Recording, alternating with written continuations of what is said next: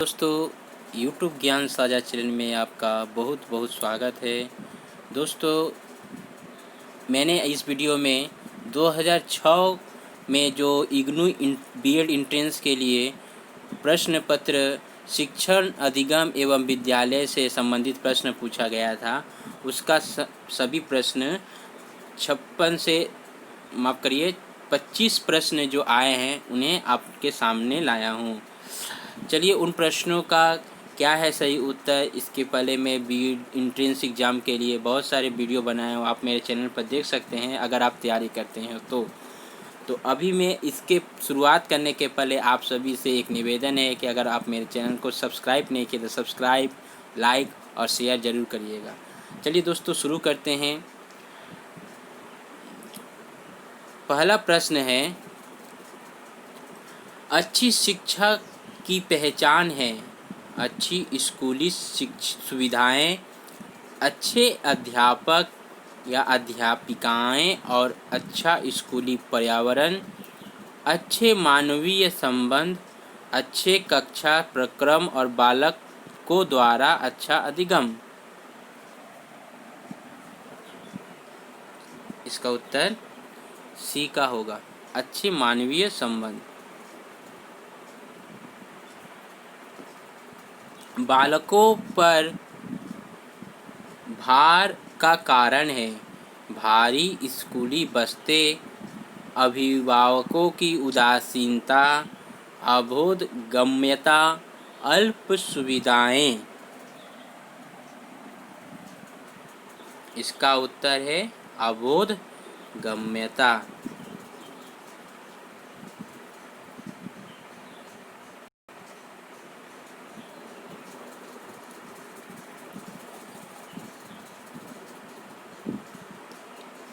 अध्यापन का मुख्य लक्ष्य होना चाहिए बालकों में आत्मविश्वास विकसित करना, उन्हें व्यावसायिक गतिविधियों में प्रशिक्षित करना, अधिगम को सुगम बनाना, उन्हें अगली कक्षा में प्रोन्नत करना।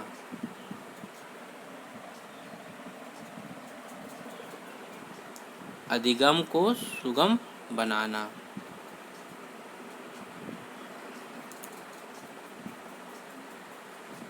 कक्षा में बालक द्वारा अनेक प्रश्न किए जाने पर आप बालक की उपेक्षा करना चाहेंगे, उसे शांत रहने और बाधा ना पहुंचाने के लिए कहेंगे।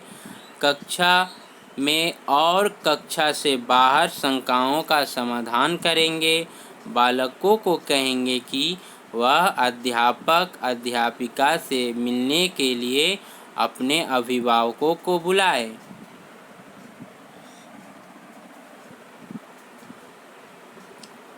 सी का, कक्षा में और कक्षा से बाहर शंकाओं का समाधान करेंगे।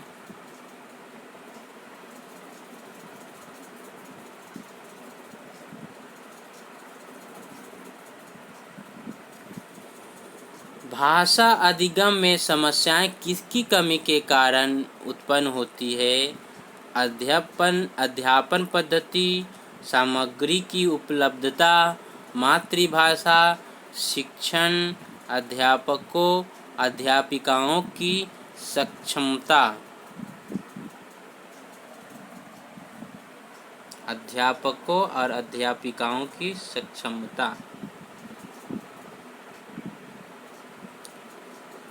सहपाठ्यचारी क्रियाकलाप आवश्यक है बालकों का मनोरंजन करने के लिए, व्यक्तित्व के सामंजस्यपूर्ण विकास का संवर्धन करने के लिए, अंतर्वैयक्तिक संबंधों को सुनिश्चित करने के लिए, सांस्कृतिक कार्यक्रमों के लिए, बालकों की टीम की पहचान करने के लिए।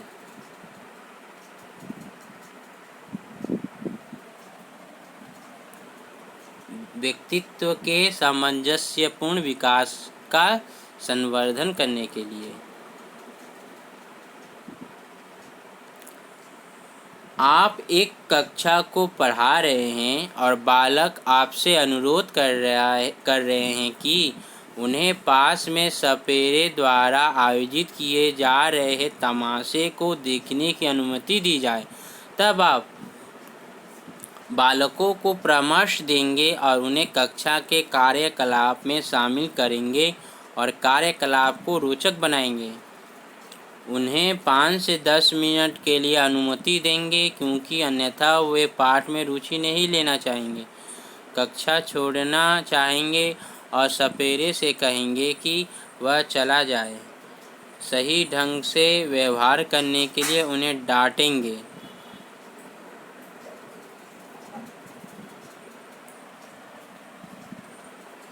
बालकों को परामर्श देंगे और उन्हें कक्षा के कार्यकलापों में शामिल करेंगे और कार्यकलाप को रोचक बनाएंगे।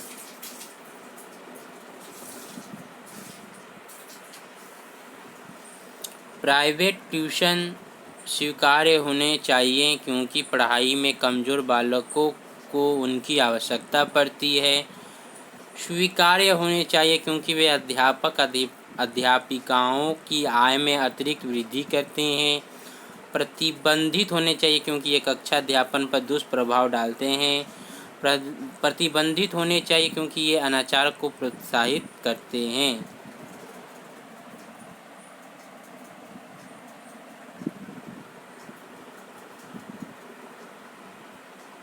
प्रतिबंधित होना चाहिए क्योंकि ये कक्षा अध्यापन पर दुष्प्रभाव डालते हैं।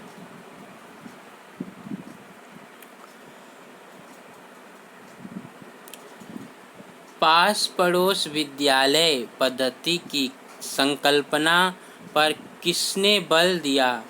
राधा कृष्ण आयोग, मुदलियार आयोग, कोठारी आयोग, राष्ट्रीय शिक्षा नीति 1986।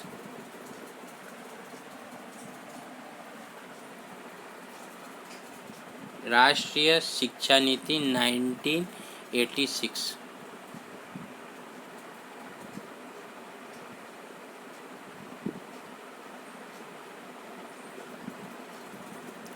शारीरिक दंड की अनुमति होनी चाहिए।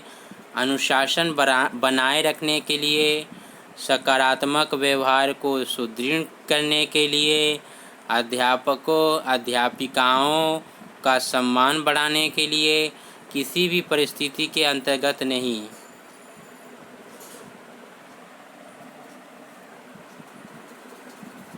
किसी भी परिस्थिति के अंतर्गत नहीं। सामान्य अध्यापन अधिगम कार्यक्रमों की गुणवत्ता सुधारने के लिए निम्नलिखित में से किसे अनुपूरक बनाया जाए? अतिरिक्त अनुशिक्षण, नैदानिक उपचारी अध्यापन, ज्ञानवर्धक कार्यक्रम, सेवाकालीन अध्यापक शिक्षा।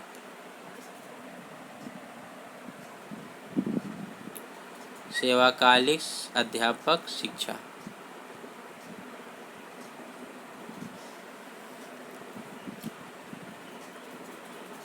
विद्यालय आधारित मूल्यांकन किस समस्या का समाधान कर सकता है? व्यापक पैमाने पर नकल का, विद्यार्थियों की अनुशासनहीनता का, अयथार्थवादी निर्धारण का, अध्यापक की सामाजिक प्रतिष्ठा का।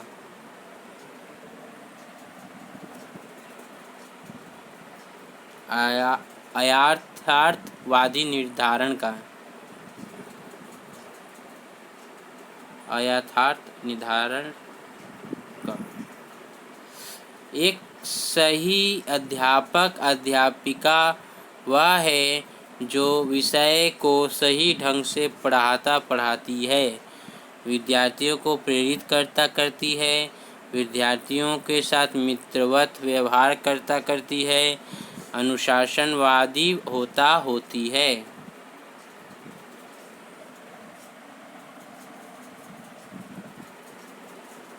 विद्यार्थियों को प्रेरित करती है। अध्यापक अभिप्रेरण का स्तर निर्भर करता है उच्च वेतनों पर, अधिकारी सदृश स्थिति पर, व्यावसायिक प्रशिक्षण पर, विद्यार्थियों और व्यवसाय के प्रति वचनबद्धता पर।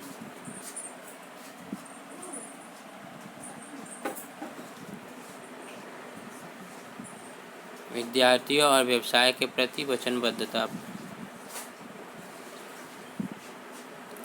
स्कूलन का मुख्य उद्देश्य होना चाहिए उच्च उत्तीर्ण प्रतिशतता, समय पर पाठ्यक्रम पूरा करना, बालकों का अनुशासित जीवन, बालकों द्वारा सक्षमताओं का अर्जन।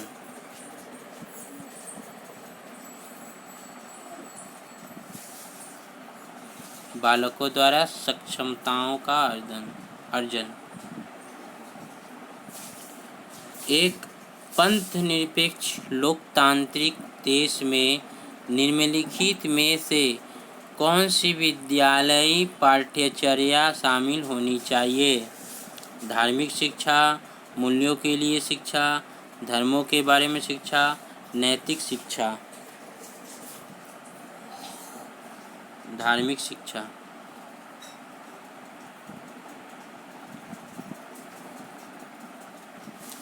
शुल्क वसूलने वाली संस्थाओं में समाज के कमजोर वर्गों के 20% बालकों के प्रवेश के बारे में आग्रह करना उचित है, भ्रामक है, व्यर्थ है, अनुचित है।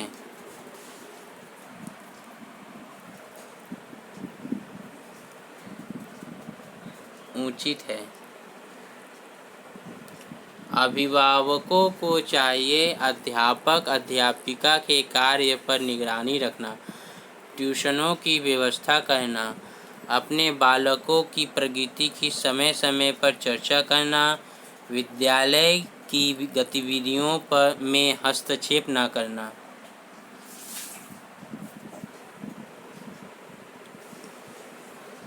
अपने बालक की प्रगति की समय समय पर चर्चा करना। निजी प्रबंध वाले विद्यालयों को सामान्यतया लोग इसलिए पसंद करते हैं क्योंकि वे अंग्रेजी माध्यम के विद्यालय होते हैं। उनमें बेहतर योग्य अध्यापक अध्यापिकाएं होती हैं।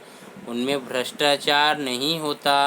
वे उचित निगरानी के माध्यम से गुणवत्ता सुनिश्चित करते हैं।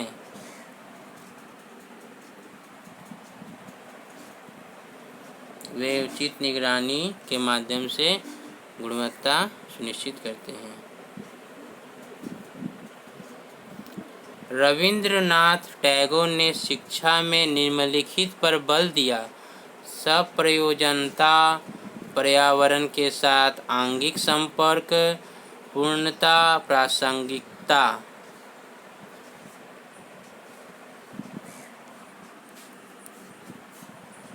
सप्रयोजनता। वैकल्पिक स्कूलन किनकी आवश्यकताओं की पूर्ति नहीं करता? आवारा बालकों की, प्रवासी बालकों की,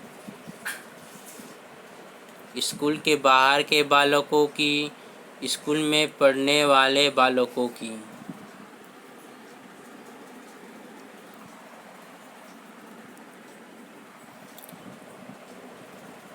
स्कूल में पढ़ने वाले बालकों की।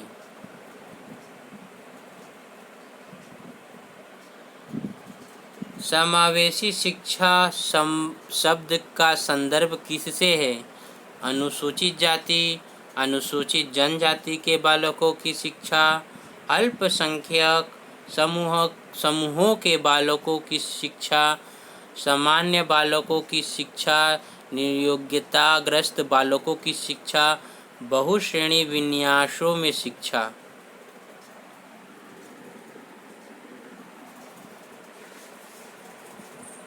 सामान्य बालकों के साथ निर्योग्यताग्रस्त बालकों की शिक्षा। विद्यार्थियों का अनुत्तीर्ण होना मुख्य रूप से किस पर आच्छिक है?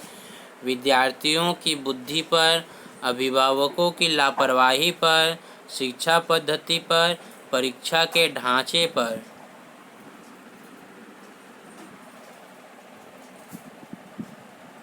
शिक्षा पद्धति पर। शिक्षा में विद्यार्थियों की सफलता मुख्य रूप से निर्भर है गुणवत्ता शिक्षण, समय पर व्यय किए गए धन पर, बेहतर गृह सुविधाओं पर, ट्यूशनों पर।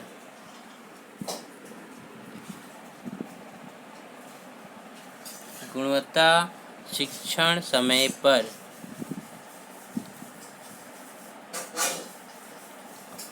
अध्यापक अध्यापिका के रूप में आप किस कथन से सहमत नहीं हैं? अध्यापक अध्यापिकाओं को समाज में उचित स्थान दिया जाना चाहिए। अध्यापक अध्यापिकाओं को बालकों की असफलता के लिए उत्तरदायी नहीं ठहराया जाना चाहिए। अध्यापक अध्यापिकाओं को आवृत्ति प्रशिक्षण दिया जाना चाहिए। अध्यापक अध्यापिकाओं को उत्कृष्ट कार्य निष्पादन के लिए पुरस्कार दिया जाने चाहिए।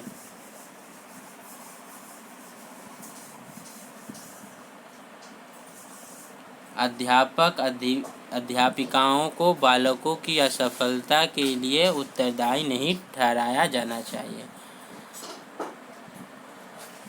दोस्तों, इस तरह मैंने आपके समक्ष इग्नू 2006 में जो प्रश्न पूछा गया था, शिक्षण अधिगम एवं विद्यालय से संबंधित प्रश्न, उसको मैं आपके समक्ष हल किया। आशा करता हूँ आपको बहुत ही अच्छा लगा हो, तो एक लाइक ज़रूर करिए और मेरे चैनल को सब्सक्राइब नहीं किए तो सब्सक्राइब और शेयर कर दीजिए। बहुत बहुत धन्यवाद।